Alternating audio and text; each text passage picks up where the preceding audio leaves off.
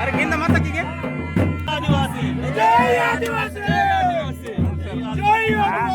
సాధిద్దాం సాధిద్దాం కుమ్రం భీమాశయాలను కుమ్రం భీమాశయాలను జై ఆదివాసీ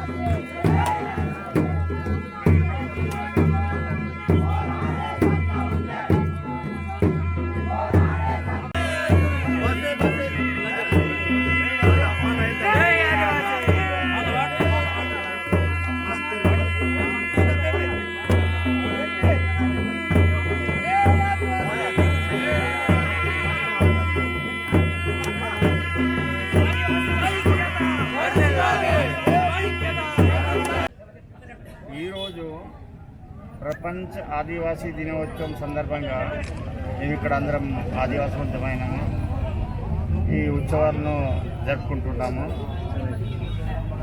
మా హక్కులు కొరకు పోరాడుతున్నాము. కానీ చాలా వరకు ప్రభుత్వాలు చెప్తూనే ఉన్నాయి, అదే చూడకపోవడం మీకు అది చేస్తాం ఇది చేస్తాం, కానీ మీరు కూడా చూస్తున్నారు ఏం జరుగుతుంది అని. లోకం చూస్తుంది, ఏం చూస్తున్నారు. నిజంగా నేను చెప్పాలంటే చెప్పద్దు కూడా, కానీ చెప్పవలసి వస్తుంది. చాలా వరకు మా ఆడపడుచులు ఎలక్షన్స్లో గెలుచుకున్నారు. కొందరు ఎంపీటీసీలు అయినారు, కొందరు ఎంపీపీలు అయినారు, కొందరు జడ్పీటీసీలు అయినారు. కానీ ఈరోజు కూడా వారికి స్టేజ్ల పైన గౌరవం లభిస్తలేదు. దీనికి అదే నిదర్శనం. రెండవది, నేను అనుకుంటున్నా ట్రైబల్ వెల్ఫేర్ మాకు బాగు చేస్తుందేమి, ఇక ఏం చేస్తుందో రేపటి నుంచి చూడవలసి ఉంది. భూముల విషయంలో మా ఎంపీ గారు కూడా పార్లమెంట్లో మాట్లాడుతున్నారు. ఇక ఐటీడీ వారు ఏ విధంగా ఆలోచించి మా మిగిలిన వారికి పట్టాలు ఇస్తారు దాని మీద ఆధారపడి ఉంది. కానీ మేము మా హక్కుల కోసం మా వారు అప్పటి నుంచి పోరాడుతూనే వచ్చారు. కుమ్రం భీము కానివ్వండి, తర్వాత ఇంద్రవెల్లి కానివ్వండి, మొన్నటి వరకు కూడా మేము పోరాడినాం. ఒకవేళ మాకు న్యాయం జరగకపోతే మేము భవిష్యత్తులో తప్పకుండా పోరాడుతుంటాము. ఏం జరిగినా ఏ ప్రమాదం మా మీద వచ్చినా కానీ మేము ఆగము. ఇప్పుడు మీరు జై ఆదివాసీ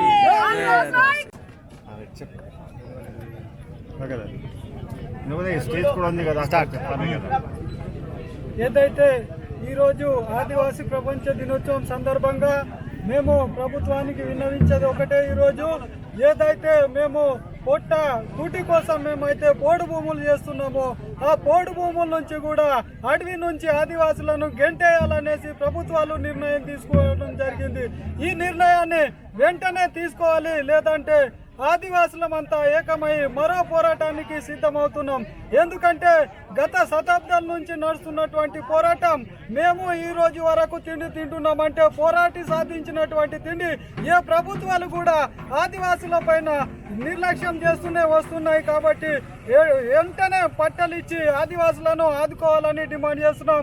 అదేవిధంగా రిజర్వేషన్ ప్రకారం మాకు రావాల్సిన ఫలాలు ఏవైతే ఉన్నాయో ఉద్యోగ ఉపాధి అవకాశాలన్నీ ఒకటే తెగ చెందినటువంటి ఆ తెగనే మొత్తము కాజేస్తున్నారు. కాబట్టి ఆదివాసులు 9 తెగలైనటువంటి మాకు న్యాయం చేసి ఆ తెగ ఏదైతే అన్యాయంగా జాబితాలో కలిపినట్టురా ఎస్టీ జాబితా నుంచి వెంటనే తొలగించాలని మేము డిమాండ్ చేస్తున్నాం.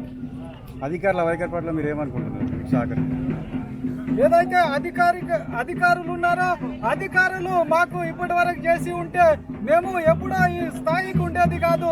మా అధికారులు స్పందించి అప్పటి నుంచి ఇప్పటి వరకు మేము ఇంకా ముందుకెళ్ళవలసి ఉండేది, మేము ఇప్పటి వరకు డెవలప్ అయ్యవలసి ఉండేది.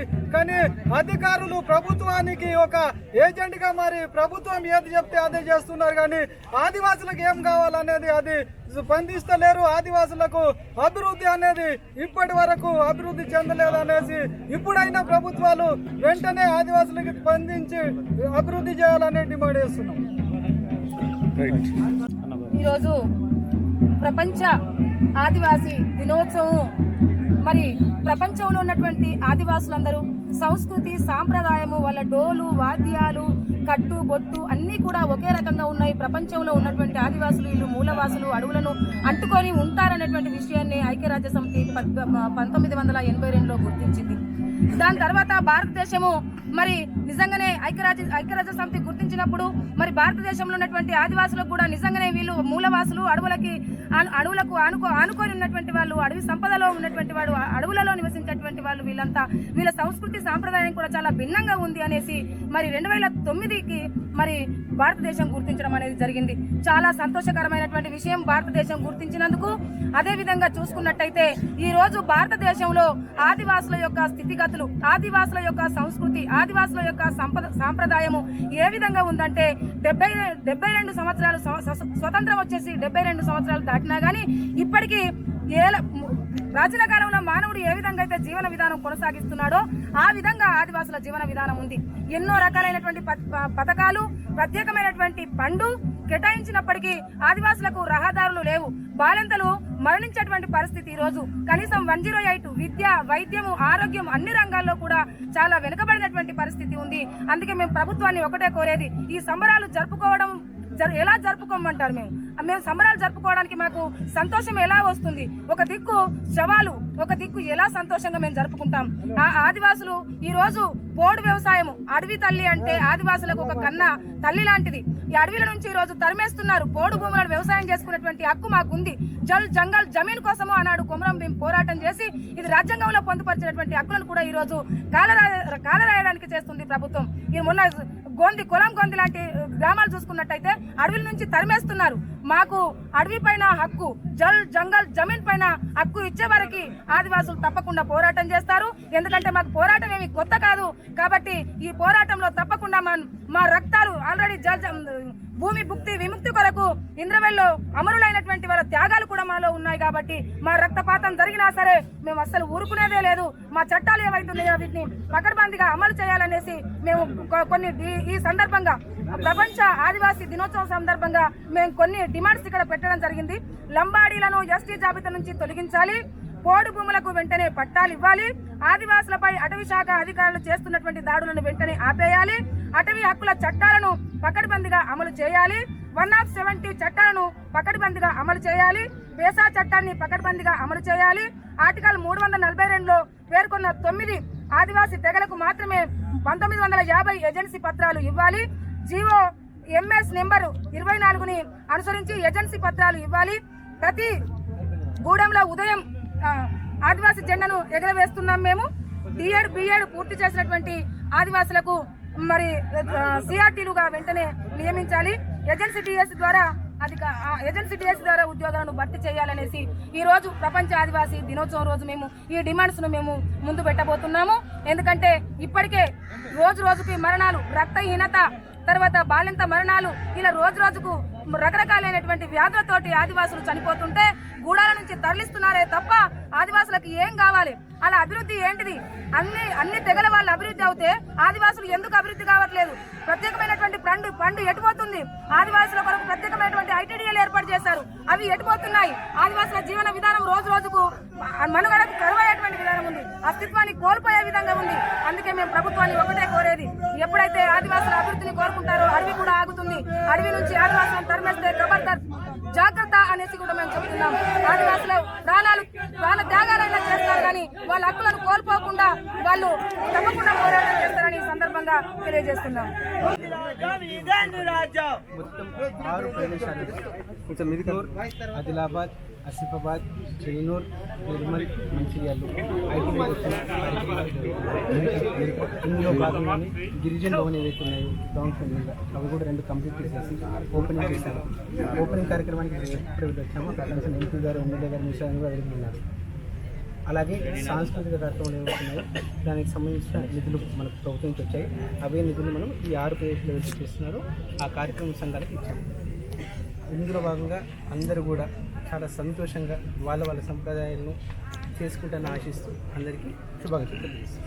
Thank you.